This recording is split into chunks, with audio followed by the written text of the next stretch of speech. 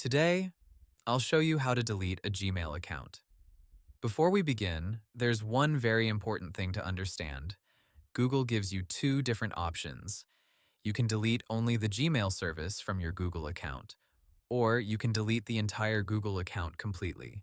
Google says that if you delete only Gmail, your full Google account can still stay active, but you'll need to add a different email address to sign in.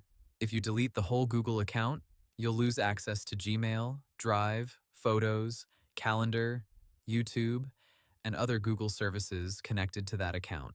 If you want to delete only Gmail, start by opening your Google account settings on your phone or computer.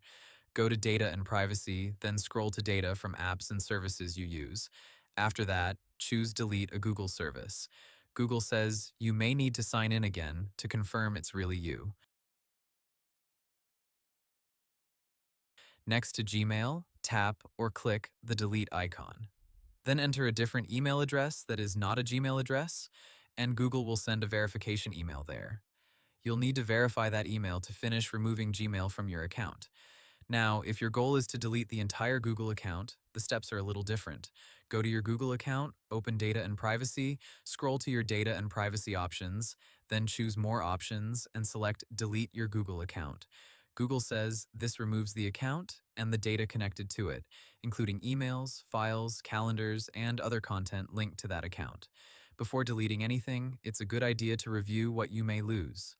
Google says you can no longer sign into that Gmail address after deletion, and if you delete the whole Google account, you may also lose subscriptions, purchases, and access to services where that account is used. There's also one more helpful detail. If you delete the wrong account and act quickly, Google says a recently deleted Google account may still be recoverable for a limited time. And that's how to delete a Gmail account. Hope the tutorial was helpful, subscribe to my channel, and see you in the next video.